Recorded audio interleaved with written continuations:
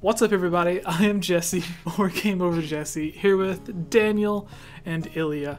Today, we are going to be talking about Super Mario 64. First, we're going to be talking about everything that we love about the game, all of our favorite stuff, and then we're going to have a separate video talking about the stuff that we would change about the game. Stuff that we didn't like, stuff that we hated, things that if we're not there, the game would have been better. Or if we can't think of anything, then something we would add to make it better. With, for instance, if they were to remake the game, what would we want them to take out? Similar to how they changed stuff around with Wind Waker HD, removing the Triforce Quest, and the Tears of Light segments being shortened in Twilight Princess. So, starting with you, Ilya. What do you love the most about Super Mario 64? When you think of that game, what kind of memories do you have? I have quite a few memories with that Cool. game. Daniel. I always loved... What? No, I'm not finished.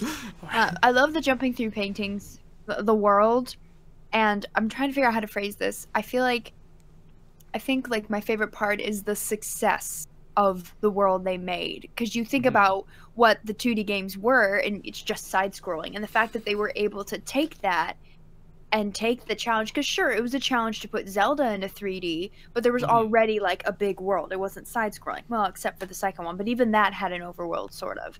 Yeah. So there was already a world, whereas Super Mario, it was again side-scrolling. They had to take that, make it that concept into a 3D land, and I just feel like the overall concept of it changing Mario to 3D was so well done. Granted, I didn't comprehend that when it came out. Be right back, 1 second. Go on, continue. I mean, granted, I didn't really comprehend that as a kid, but looking back on it, and I'm like, wow, because it was just a fun game. So I'm like, they did a really good job converting this to 3D. Good job. Yeah. I really liked, like, just there was really a lot in the game. Probably not now compared to other games. Like, we have Odyssey, obviously, and some other games. But for their very first attempt at Super Mario 64, then it's like, I wouldn't have expected there to be so much, you know? Daniel just comes sliding in again. Sorry about that. But, so, what did I miss? Give me the cliff notes. So, Ilya likes that it was a good job in 3D. it was Yes. a good job converting that concept. Really good. Yeah. With me, I was talking about how when you think of like a traditional Mario game, like even with the very first Mario game, they reused a lot of the same levels and just like retextured them so they looked different, but they were laid out the exact same way. And then with which is really weird, because then the second Mario game was the exact same as the first game, but harder levels, and it's like, why didn't they just mix them? That way they weren't reusing levels. But anyways, with Super Mario 64, it being Nintendo's first big 3D game, like, there was a lot of depth to it. Like, each world or level that you jumped into had several different ways of getting stars and beating it, and they were all unique. And there was a lot more. Like, once you're done with the first room, there's like other rooms, and then like you don't just fight Bowser once, you have to fight him 3 times. There's a bunch of bosses. Some levels have races, some levels have you like actually beating a boss, some have you finding hidden things, some have you have to like go back and revisit because you unlock like the flying cap or whatever. So there was a lot of depth to it that I would have not thought they would have done. So they did a really good job with that. That was probably my favorite thing, because typically, like, if you beat a level, you really don't go back to it unless you're just replaying through the game, but it gives you a reason to go back. And then there are stuff that you can do in the world itself as well. Yes, like the secret castle stars and everything. Yeah. Going And on the then- roof. Yeah, and there's like platforming that you have to do to like get to certain areas and things, and then like the moat outside dries up or something. Yeah. So Yeah. a lot of cool stuff. Catching the little rabbit thing. Daniel, what did you love about the game?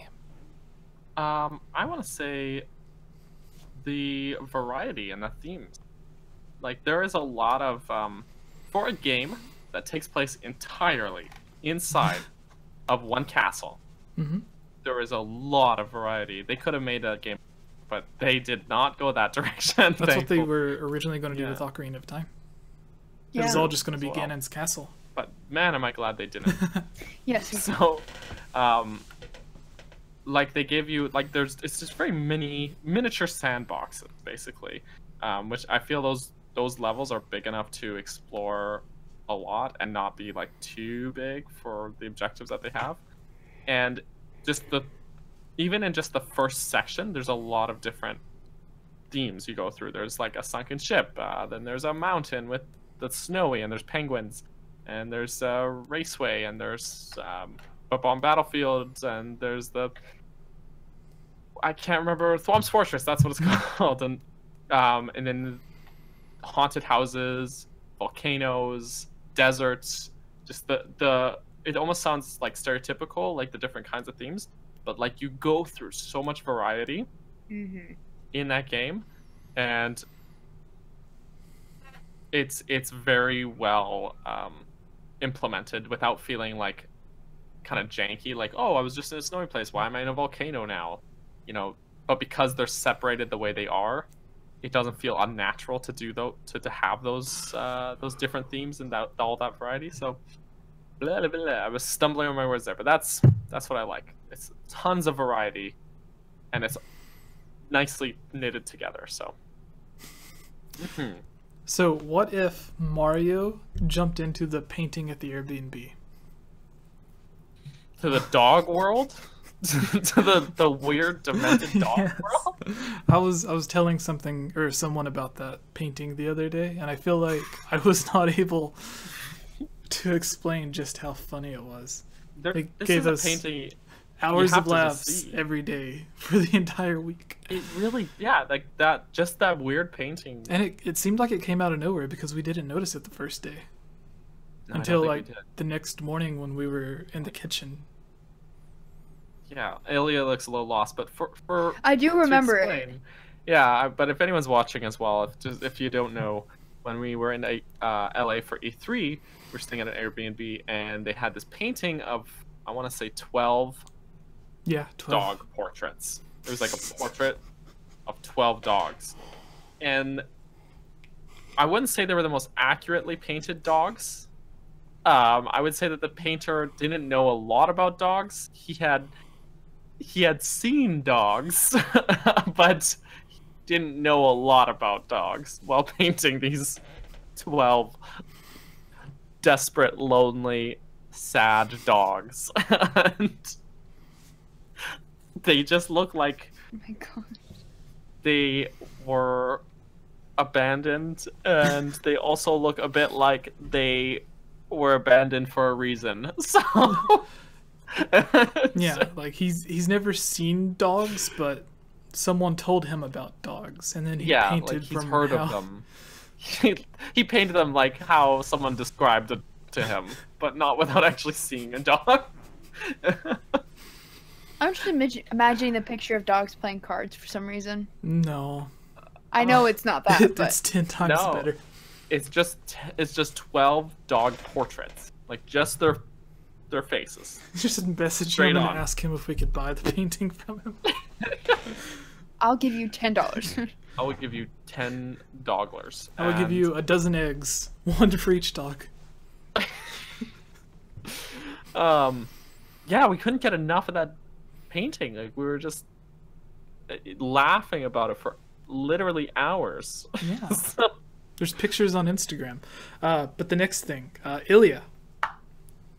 What would I change? No, we're doing 2 each. Oh, 2. Yeah. 2. I didn't know that. Otherwise, we Oh. would have just named 3 things, and that's Shoot. not a lot. I'm trying to think of something. All right, I know Daniel, do you have I a second liked thing? a lot of things. A second thing I like, Yeah. the music. Kind of ties into what I was gonna say before. Because does the have good music has a music. lot of variety too. But the was it Koji Kondo? Did he do the music for Mario 64 as well? I think so. Probably. That is some of the most iconic Mario music. Like you could put on the theme to Bomb Battlefield, and someone's like, Yeah, it was "Oh, Koji. I know that one."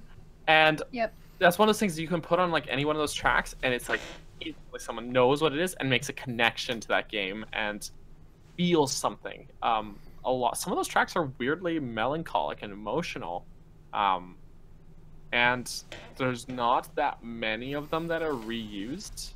Like there's a lot of different ones for all the different levels, and it's written so perfectly for the levels that they are used in as well. So yes, I love it. It's almost a cop-out answer. Probably still Ilya's answer. Well, I was considering that, but It's I have good. a different one. So Good.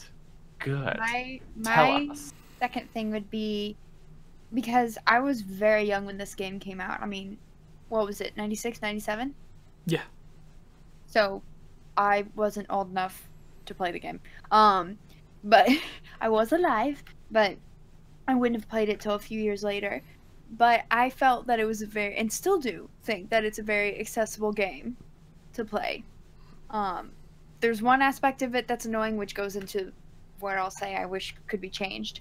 But I don't know. It's just so easy to jump in because it's Mario. It has a very fun feel. Just like I haven't played, until Odyssey, I hadn't played a Mario game since Sunshine, which was a long time ago. And I feel like Super Mario 64 kind of started that trend of just anyone can just jump right into a Mario game, and the music's great, the graphics are great, or like the aesthetic of it is great, and it's just fun. And you're like, okay, cool, I can do this, and it's it's accessible.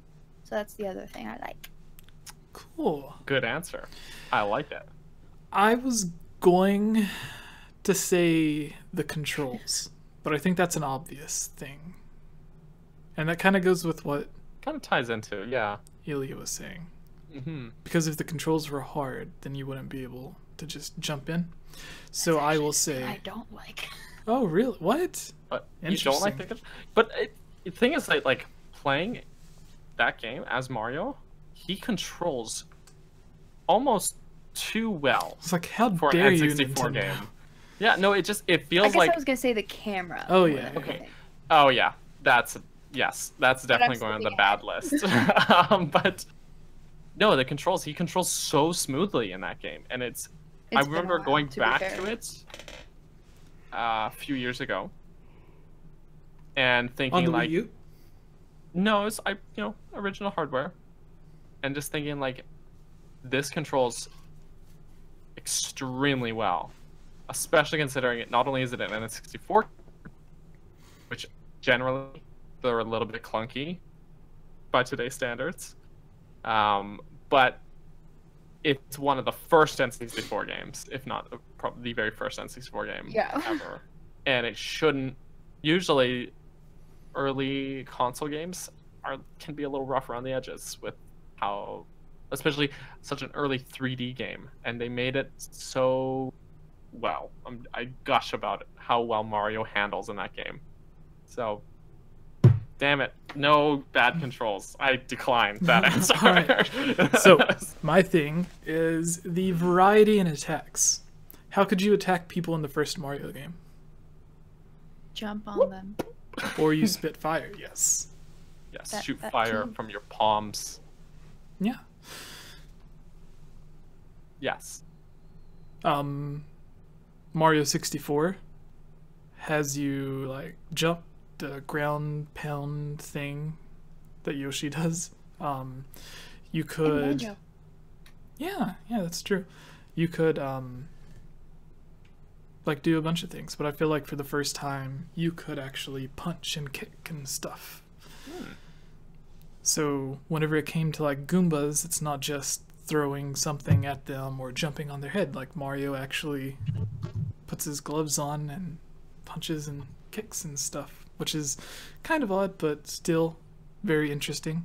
And then with like Bowser and some of the other people, you would just grab them and throw them.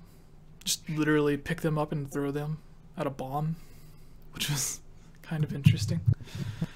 So yeah, that's very short, but that's what I would say. It's just like the combat was completely different than other games. You could still do what you did in past games, but it gave you a lot more variety. And not every enemy, but a lot of enemies had different ways to destroy them, or certain ways you had to get rid of them. So that was really cool. I agree. Alright, so now let's talk about all the stuff that we don't like. Great. Right? Are you a new intro for that? Yes. Would you like to do it, Ilya? Okay. Do it. You haven't done an intro today. Daniel's done haven't. 1 or 2. 1. I'm okay. Ready? Yes. Okay. Hey everyone, it's me again, Ilya Rose. I just wanted to say thank you so much for watching this video. And you know what? If you're a fan of videos like this, you should totally subscribe and give this video a like, and comment below to let us know what type of videos you would like to see us create in the future. And if you would really like to support all of us here at the GameOverJesse channel, please consider purchasing a GameOverJesse t-shirt or becoming a Patreon at patreon.com/GameOverJesse, where you can receive many rewards, such as getting shoutouts, having any topic or theory that you select discussed on the podcast or made into its own video, having your question answered, joining on as a guest on the podcast, and playing with us during our Twitch live streams at twitch.tv/GameOverJesse, and much, much more.